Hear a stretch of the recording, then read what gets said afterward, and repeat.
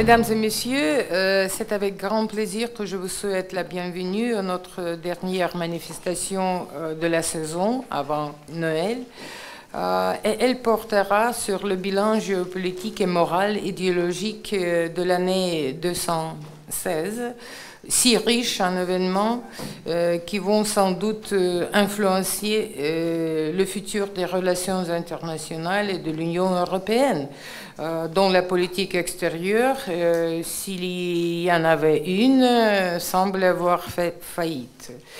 Les électeurs ont donné une gifle à l'élite mondialiste partout. Le Brexit, le succès inattendu de Donald Trump en Amérique, qui a produit une hystérie médiatique qui continue jusqu'à aujourd'hui et qui a produit une crise de nerfs parmi les dirigeants officiels de Bruxelles et de la France hollandienne et l'Allemagne merkelienne. Le référendum en Italie, dont Monsieur Dario Citacci va nous raconter, ce référendum qui a rejeté le désir du gouvernement de garder à tout prix l'Union européenne sans réforme, mais par les réformes d'intérieur. Les 46% donnés par les voteurs en Autriche pour le candidat avec une vision conservatrice et antimondialiste, nommé toujours naturellement libellé comme toujours par les médias libertaristes, le nazi et le fasciste. Notre institut, l'IDC, a justifié le nom think tank donné par les médias, car nous avons discuté de tous ces thèmes pendant l'année. Les zigzags de la politique turquoise, nous avons discuté là, le Brexit et le phénomène de Donald Trump aussi. Nous avons participé avec Caterina à une conférence en Italie avec présence de l'ancien ministre des Étrangers Franco Frattini et président du comité des affaires étrangères du Sénat sur le bilan géopolitique et les tendances autour de la mer Noire. Aussi, nous avons discuté le destin des chrétiens et toute la situation au Proche-Orient, à Genève, pendant la session du Conseil des droits de l'homme de l'ONU. Notre think tank essaie de discuter tous ces événements avec nos experts et avec vous, nos chers partenaires, chers amis et chers hôtes. Et pour analyser les résultats, le bilan de cette année si riche en événements, nous avons choisi les intervenants qui nous donneront cette analyse. C'est Ekaterina Narochnytskaya, vice-présidente de notre IDC, directrice de recherche, ancienne directrice du département Europe et Amérique à l'Institut de l'information en sciences sociales de l'Académie des sciences de Russie, rédactrice en chef de la revue Perspectivy à Moscou, auteur de nombreux ouvrages, dont plusieurs portent sur la France. C'est Monsieur Pascal Marchand, agrégé de géographie, docteur d'État, professeur des universités à Lyon 2, spécialiste de la Russie. Sans Russie, on ne peut pas analyser les événements de cette année. Et Monsieur Signor Dario Citacci, notre ami et partenaire pendant quelques années, nous avons collaboré déjà. Nous avons eu une conférence superbe en Italie, en Sicile, au Palermo, avec la présence de quelques maires des villes siciliennes. Dario Citacci travaille à l'Institut des hautes études de géopolitique à Rome. C'est bien, nous commençons et je donne la parole à Ekaterina Narochnytskaya.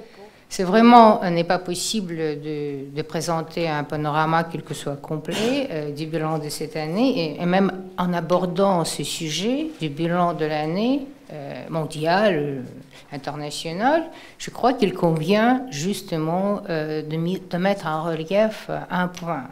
ce qui est impossible vraiment de parler de tout, parce que le monde est vaste et divers, et même s'il est beaucoup plus interdépendant aujourd'hui que ce n'était pas le cas auparavant, mais il ne va pas dans le même sillage.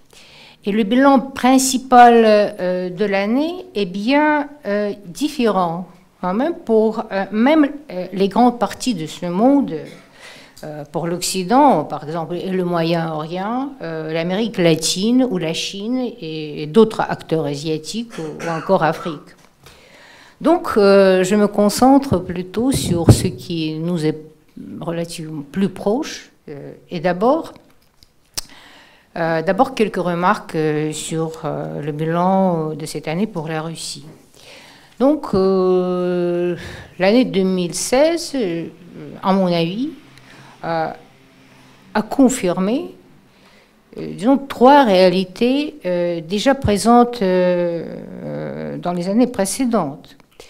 Tout d'abord, première réalité, c'est une consolidation des Russes en ce qui concerne les directions générales à suivre, en ce qui concerne le positionnement du pays dans le monde, son positionnement nettement, par exemple, vis-à-vis de l'Occident, de l'Europe, mais aussi des autres acteurs mondiaux, et enfin, par rapport à sa propre histoire, y compris l'histoire la plus récente. Bien sûr que cette consolidation n'est pas du tout absolue, c'est pas pour 100%. Si c'était le cas, donc ce serait vraiment un fait artificiel.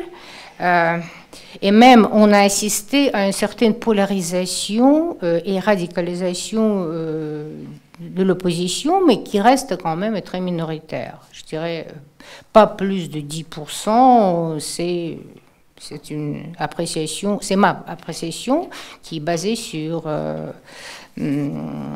l'étude de différentes données. Mais quand même, cette consolidation, elle est bien majoritaire et elle est bien solide. Et c'est ce qui explique vraiment les résultats des élections législatives dernières, malgré tout le mécontentement qui existe sur des dossiers concrets de la réalité russe.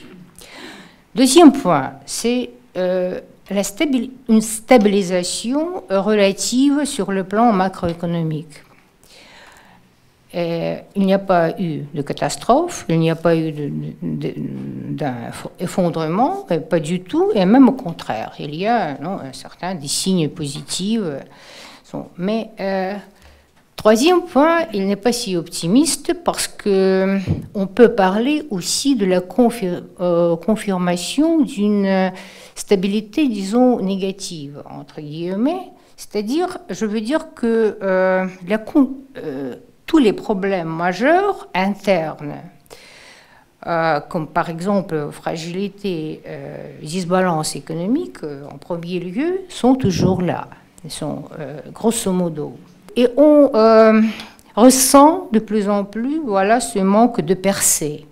Même s'il y a des points de croissance et il y a certains secteurs qui se développent d'une façon dynamique, tels que par exemple l'agriculture ou le secteur de l'informatique.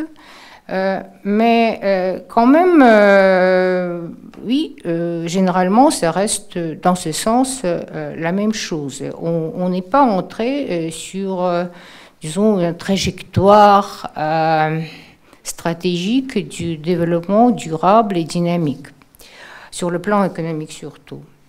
Et peut-être c'est pour cette raison-là, oui, que le message dernier du président russe au Parlement se concentrait plutôt sur les dossiers intérieurs. Maintenant, on parle même d'un tsunami politique qui balaie les leaders en place, tels que Clinton ou Cameron, Renzi, etc. Et maintenant, le président même français qui ne se portera pas comme candidat pour une autre législature. Ce qui est important, que tous ces leaders, ils appartiennent à peu près à la même grande famille politique. Donc c'est évident qu'il y a des éléments centraux tels que le Brexit. Le Brexit est devenu maintenant réel et c'est sans précédent vraiment. Et la présidentielle américaine, à maintes regards, a été aussi hors de commun. Le phénomène Trump, sa victoire, c'est aussi vraiment un événement qui peu attendu par les uns, peu espéré, peut-être insuffisamment espéré par les autres. Mais il faut quand même voir clair que l'impact final de ces événements, par exemple sur le statut de la Grande-Bretagne ou sur la ligne officielle de la Maison-Blanche, il n'est pas encore clair. Il est évident qu'il peut être minimisé. Mais cela ne dévalue pas l'importance de ces événements en tant qu'expression d'une certaine tendance de fond. Donc, est-ce qu'il y a une prise de conscience voilà, de ce fait et de cette contestation? Parce que ça, c'est vraiment l'autre côté de la situation. Et pour analyser ce qui se passe, ce que nous voyons, il faut peut-être se concentrer aussi sur l'accueil, voilà, de ces manifestations, de ces événements ici, oui, au sein de l'Occident, tout d'abord.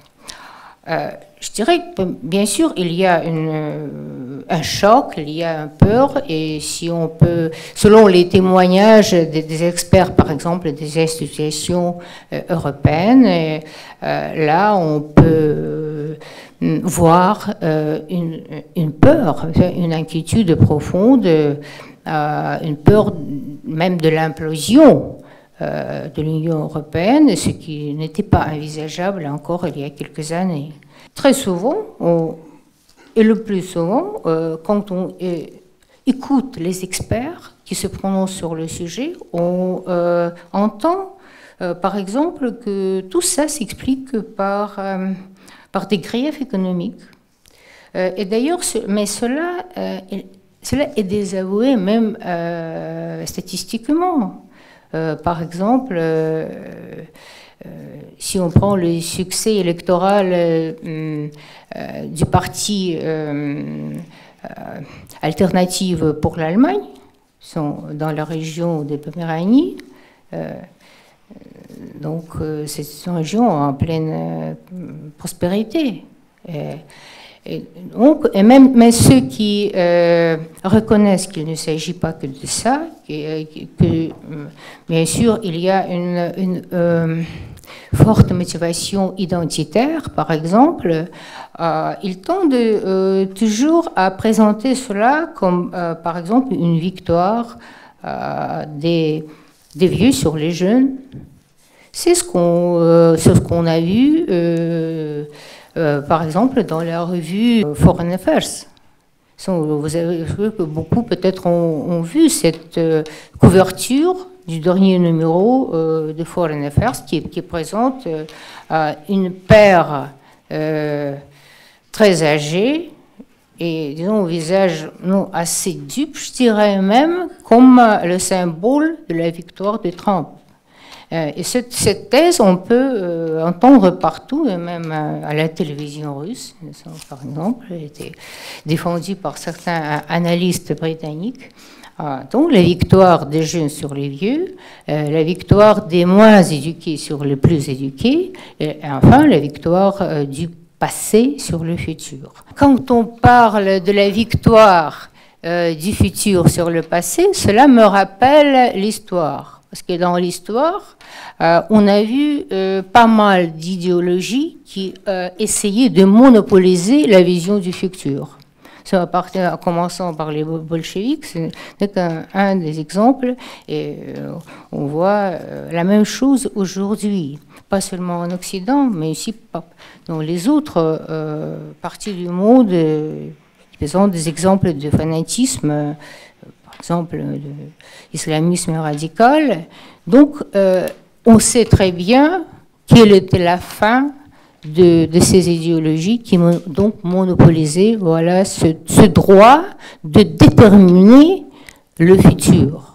Donc, pour finir avec ça, je dirais que pour moi, même le mot de cette année, le mot-clé, hein, pour moi, le mot-clé, pas dans le sens que c'est le mot le plus employé, etc., mais le mot qui reflète le mieux peut-être l'essence des choses. Ce n'est pas tellement rupture ou tsunami politique ou même post-vérité, comme on dit, mais c'est plutôt une cristallisation de ce clivage, une cristallisation de divisions, une cristallisation des divisions de leur fondement, les divisions, la cristallisation aussi des menaces et des enjeux. Et cette cristallisation, elle montre que les clivages traditionnels, tels que la différence entre les droites et gauches, même s'ils restent bien sûr viables sur certains sujets, c'est une réalité, mais ils sont que dépassés en tant que ligne de division principale. Donc, et d'ailleurs, ce mot cristallisation, il est plutôt applicable non pas seulement à l'Occident, mais au monde entier, parce que c'est ce qu'on voit partout, un peu partout.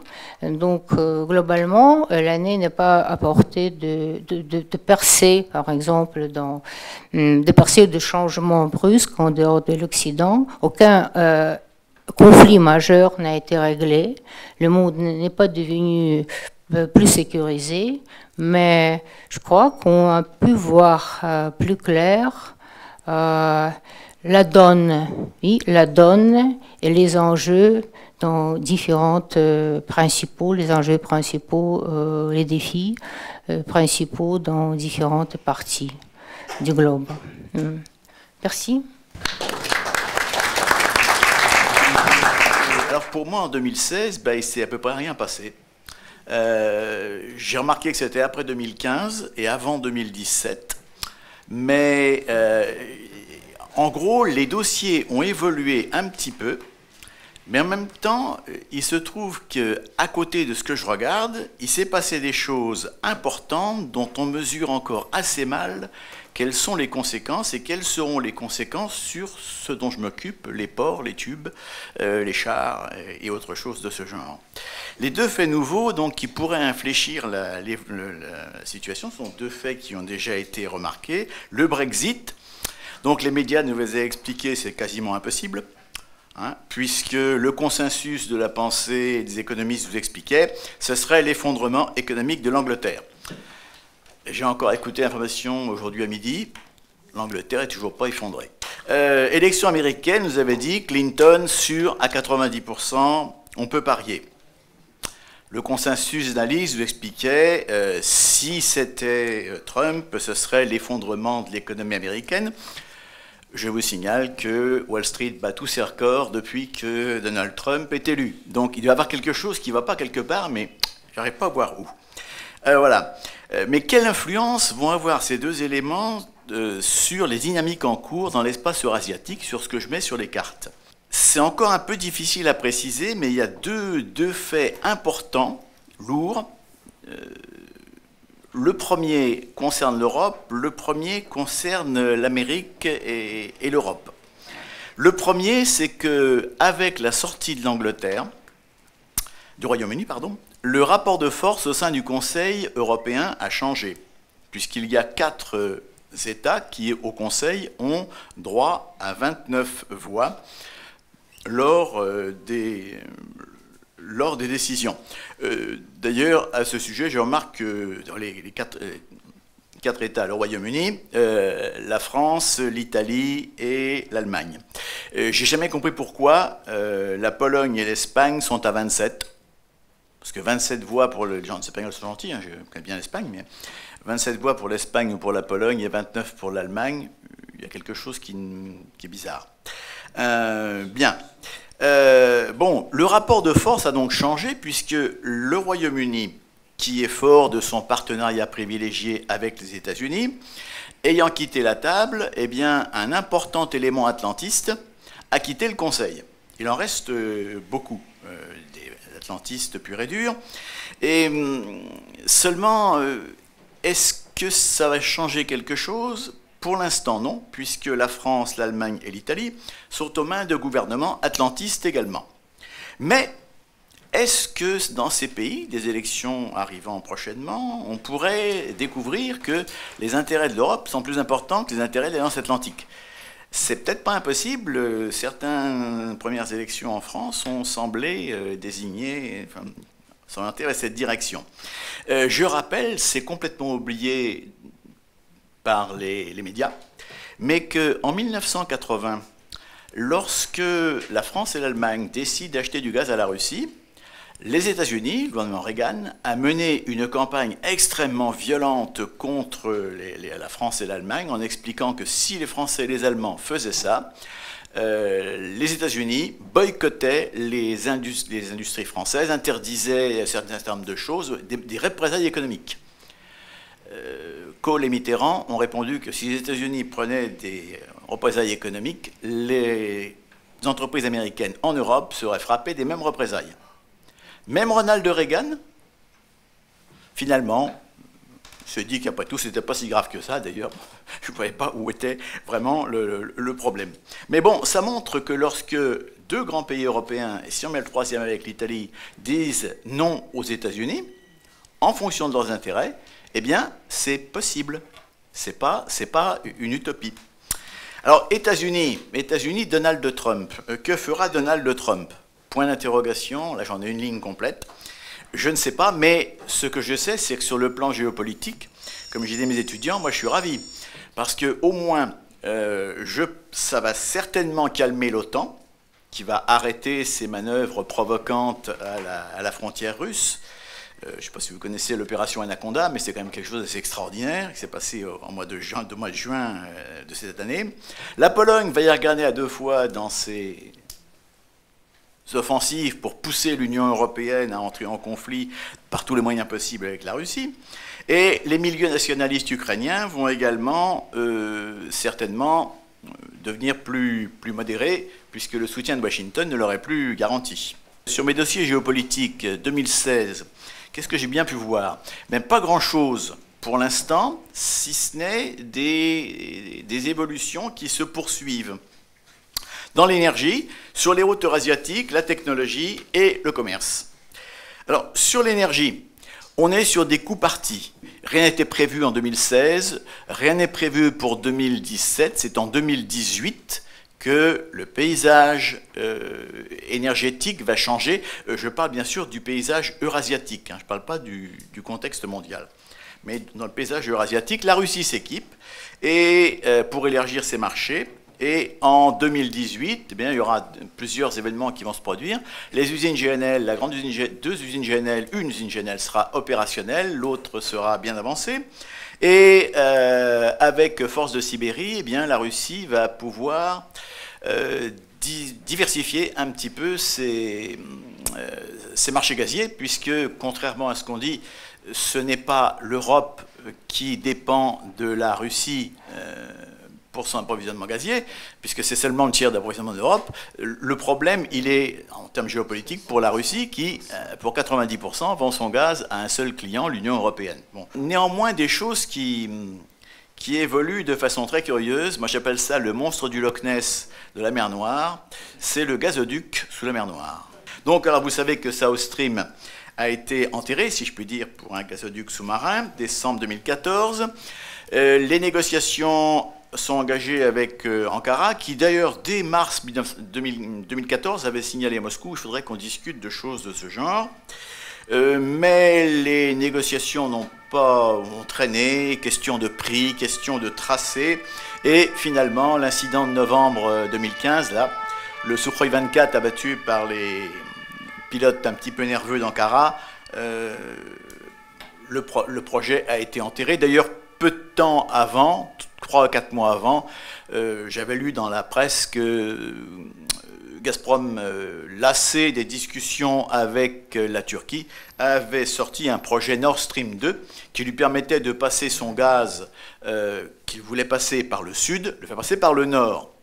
Ce qui a d'ailleurs déclenché l'ire de l'Italie. Renzi a commencé à ce moment-là à protester vivement contre les projets contre l'action de l'Union européenne, parce que si South Stream a échoué en 2014, c'est sous la pression de l'Union européenne et des États-Unis.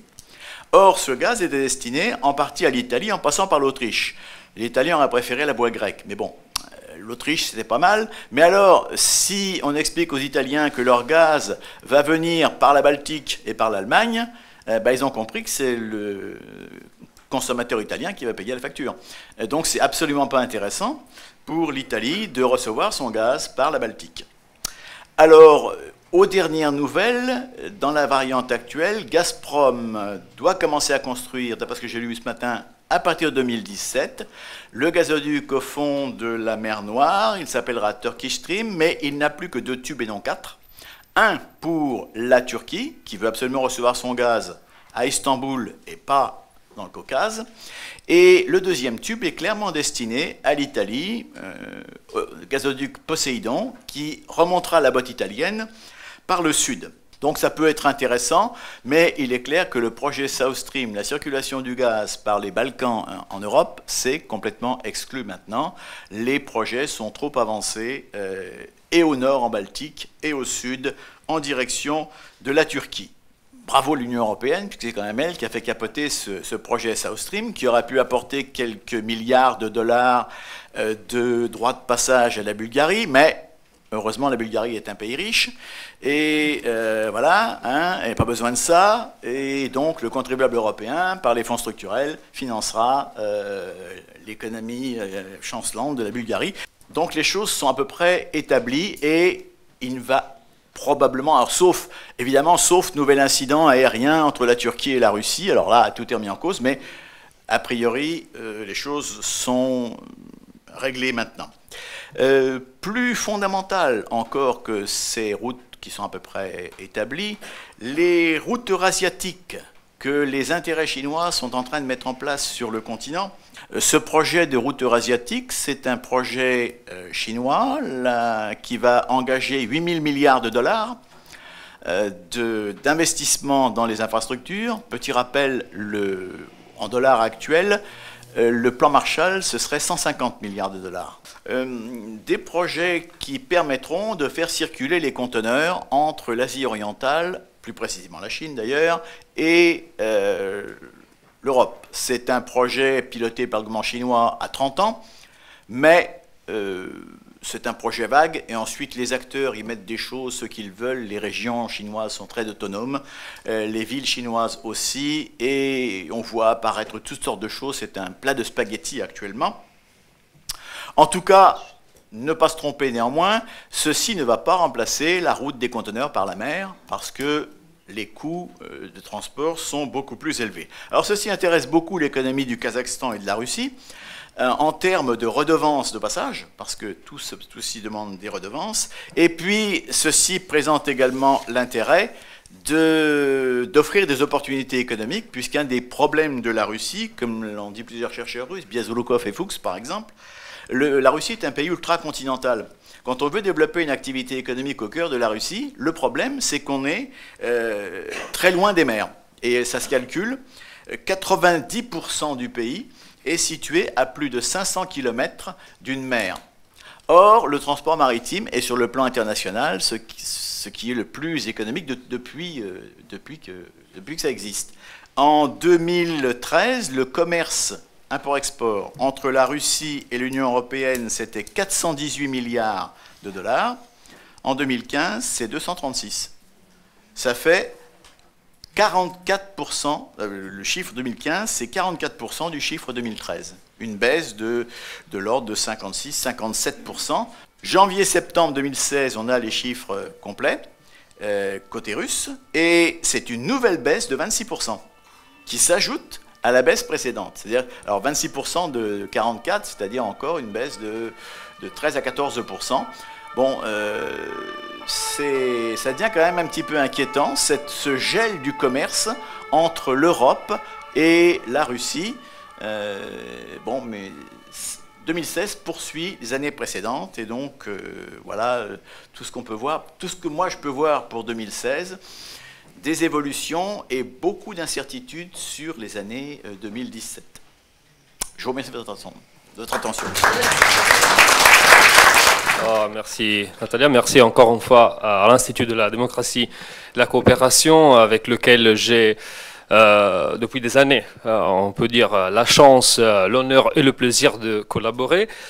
Donc, appelé à témoigner l'expérience italienne, je vais accomplir mon devoir en vous racontant un peu ce qui s'est passé en Italie avec ce référendum qui a entraîné, comme vous le savez, la fin du gouvernement Renzi. Le président du Conseil, Matteo Renzi, a en fait résigné sa démission, ouvrant une crise politique qui, toutefois, est terminée avec la formation d'un nouveau gouvernement représentant en fait la continuation du gouvernement Renzi avec le nouveau Premier ministre Paolo Gentiloni, le très renzien, entre guillemets, ancien ministre des Affaires étrangères. Donc Matteo Renzi en fait a commis une grave erreur pendant toute la campagne référendaire qui l'a obligé finalement à démissionner. Parce que d'un côté, il a affirmé que le référendum ne concernait que l'architecture institutionnelle de l'Italie, avec par exemple la réduction du nombre des parlementaires, des fonctions nouvelles pour le Sénat italien, la simplification des mécanismes législatifs, etc. Et en faisant ça, il a invité justement à s'exprimer pour le oui tous ceux qui étaient, selon la propagande électorale, pour l'amélioration du système italien. De l'autre côté, toutefois, et d'une façon ouvertement contradictoire avec ce que je viens d'exposer, il a en même temps personnalisé le référendum, justement en affirmant qu'il allait résigner sa démission si le non triomphait. Et n'oublions pas d'ailleurs que Matteo Renzi avait été nommé par le président italien de la République italienne après l'énième crise du gouvernement en Italie, donc il manquait un peu d'une légitimation populaire et il espérait que le oui au référendum pouvait représenter justement cette légitimation démocratique que lui manquait. Et à mon avis, cette erreur stratégique, donc ce mélange de langage institutionnel et de personnalisation, a bien coûté la défaite au référendum. La réforme en soi étant en réalité assez technique dans beaucoup de ses aspects. Le peuple italien, avec une écrasante majorité, le 59% de non, a exprimé en fait sa désapprobation, surtout à l'égard du gouvernement Renzi. Je peux vous donner quelques éléments concrets témoignant que ce projet n'était pas du tout une initiative à caractère national. Par exemple, le projet de réforme prévoyait en effet un renforcement caché mais indubitable du rôle de l'Union européenne à travers la modification en particulier de 3 articles, l'article 105, le 70 et le 117. Parce que aux articles 105 et 70, lorsqu'on distinguait les matières conjointes sur lesquelles le Chambre des députés et le Sénat italien auraient continué à s'exprimer ensemble, le projet de réforme justement prévoyait l'insertion de la formule suivante. La fonction législative est exercée par les 2 chambres sur un ensemble de thèmes limités, parmi lesquels, je cite, l'actuation des normatives venant de l'Union européenne. L'article 117 était censé avoir la suivante intégration. Le pouvoir, je cite, le pouvoir législatif du Parlement italien est exercé par l'État central et par les régions conformément à la Constitution italienne et aux obligations venant de l'Union européenne. Justement, le texte actuel, qui demeure intact, disait tout simplement conformément à la Constitution italienne et aux engagements internationaux de l'Italie. Je vous précise que je ne suis pas un juriste, mais il me semble très clair que si cette réforme constitutionnelle avait été approuvée, les normes législatives de l'Union européenne auraient été mises sur le même niveau, sur le même plan des normes votées par le Parlement italien, parce que cela aurait été écrit noir sur blanc dans la Constitution. D'un côté, je crois qu'il ne faut pas surévaluer ce résultat, n'étant pas strictement un référendum sur l'Union européenne, mais il ne fait pas de doute que le résultat italien s'insère dans le cadre de cette révolte contre les élites, à laquelle on a fait référence précédemment, qui est en cours dans tout l'Occident et dont le signe plus évident, bien sûr, ont été le Brexit et la victoire de Donald Trump. À mon avis, il y a du moins 3 thèmes en commun qui unissent, disons, ces forces populistes et cette montée de cette révolte contre l'élite. Le premier, c'est l'immigration et le sursaut identitaire des peuples européens face à un phénomène de plus en plus difficile à gérer. Le deuxième, c'est bien sûr la méfiance à l'égard d'un modèle politico-économique dominant avec une croissance de la perspective souverainiste, prenant un renforcement des États nationaux aussi bien sur le plan institutionnel, les processus décisionnels des organismes supranationaux étant mis en cause, que sur le plan économique, avec un retour d'idées plus ou moins protectionnistes. Et troisièmement, il y a bien sûr un sentiment de révolte contre une certaine hégémonie culturelle du postmodernisme au nom des valeurs qu'on pourrait appeler plus ou moins traditionnelles. Le libéralisme par antonomase, la liberté avait été toujours envisagée sous la forme de liberté économique, de soutien à l'esprit d'initiative privée contre l'État, mais cela n'impliquait aucunement une vision, disons, libertaire de la société dans son ensemble, et bien au contraire, si l'on pense aux derniers représentants de cette tradition, qui sont peut-être Margaret Thatcher et Ronald Reagan, le libéralisme économique s'accompagnait, pour ainsi dire, à une vision musclée de la société. Certains aspects du libéralisme et du gauchisme représentent le point d'arrivée d'une mentalité qui accuse de populisme tout ce qui est différent. Une mentalité que je n'hésiterai pas à définir comme néo-bolchevique. Et j'utilise vraiment ce mot avec une référence directe. Moi aussi, j'ai beaucoup étudié l'histoire russe et à travers les sources de la révolution d'octobre, à travers les sources, les témoignages littéraires par exemple, j'ai pu remarquer à quel point la mentalité, disons, des bolcheviks incarnait un messianisme et un refus de l'autre. Et si l'on devait résumer cette mentalité, je crois que peut-être rien ne la résume mieux qu'une phrase du président sortant Barack Obama, qui a dit pendant la crise ukrainienne une phrase répétée maintes fois, Russia is on the wrong side of history. La Russie, c'est du mauvais côté, c'est suite au mauvais côté de l'histoire. Donc il y a le mauvais côté de l'histoire et il y a le bien. Et justement, cette vision manichéenne, cette vision messianique a été mise en cause par les événements de 2016. Je voudrais conclure à ce propos avec un exemple auquel je tiens beaucoup. En 303 après Jésus-Christ, donc il y a quelque temps, dans le cadre de l'Empire romain, l'empereur Dioclétien commençait sa persécution à l'égard des chrétiens qui étaient recherchés, torturés, jetés au lion, comme on disait, et réduits à un petit groupuscule agonisant. Et n'importe quel observateur, peut-être contemporain de ces événements-là, de ces faits, aurait dit que, sans aucun doute, le christianisme n'était qu'une secte en cours de disparition et que l'Empire romain païen, bien qu'affligé par des tendances centrifuges, allait continuer à exister.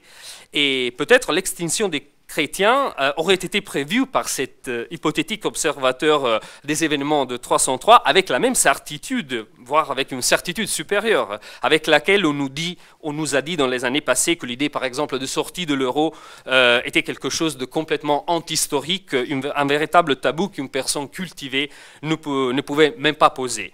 Et mais voilà que 10 ans après, en 313, un nouveau empereur Constantin, pour des raisons qui encore aujourd'hui n'ont pas été totalement décryptés, avec son édit de Milan, octroie la liberté religieuse pour les chrétiens, et ce geste est le point de départ d'un changement extraordinaire qui va changer toute l'histoire. En conclusion, je pense que pour tout observateur politique, mais en général pour tout citoyen, le climat de fin 2016 représente une invitation, pour ainsi dire, à revenir un peu à cet esprit constantinien, pour ainsi dire, c'est-à-dire à une promptitude, à une capacité d'aller au-delà du conformisme général, en gardant bien sûr un esprit analytique et pas complotiste sur la réalité, mais un esprit qui contrecarre la présomption de croire qu'il y a justement un mauvais côté de l'histoire, que les coryphées du progrès de l'humanité auxquels ces coryphées prétendent nous conduire.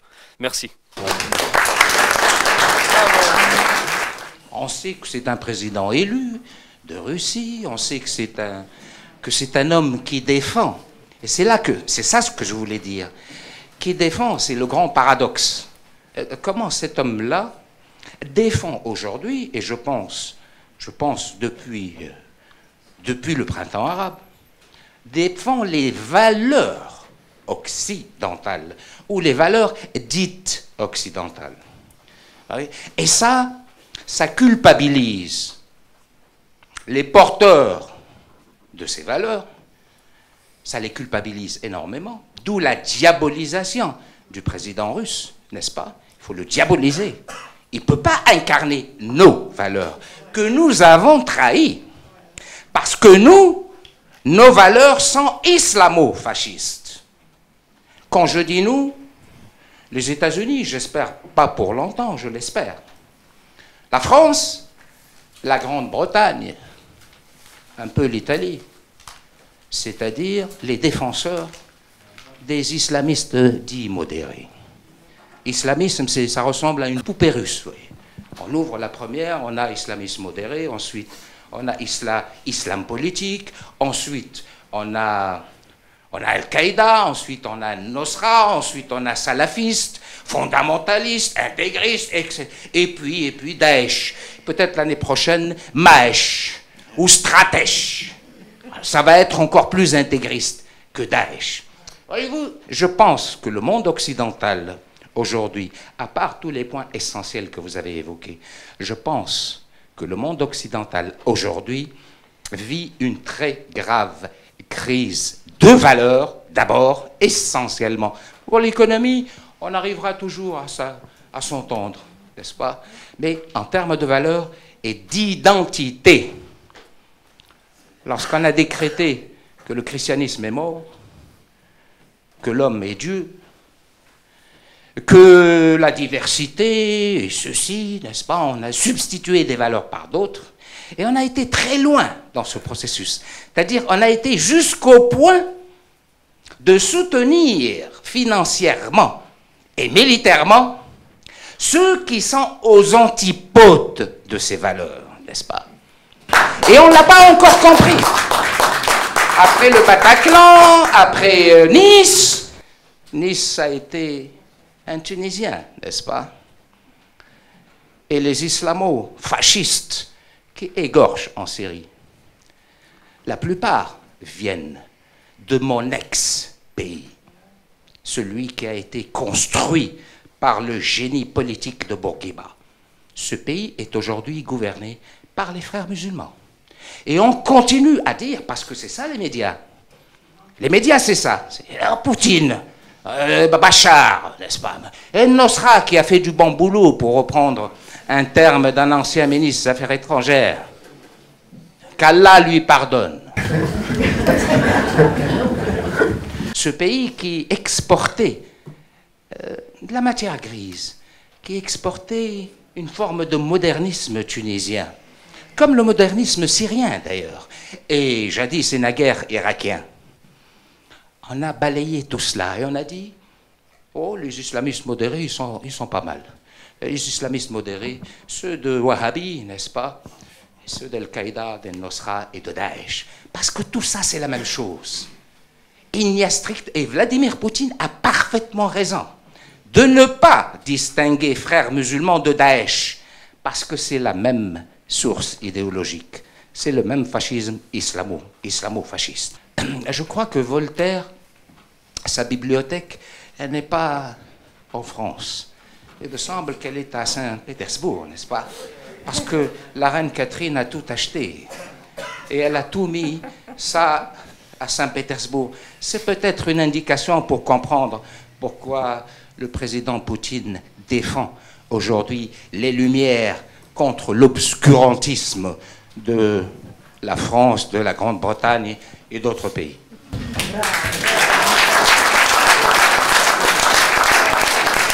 Merci beaucoup, monsieur l'ambassadeur. La diabolisation de notre président, monsieur Poutine, a commencé pas au moment de la crise ukrainienne, mais avant, quand Poutine, notre président, notre Parlement, avec à la visière ouverte, a déclaré défendre les valeurs traditionnelles nationales et conservatrices.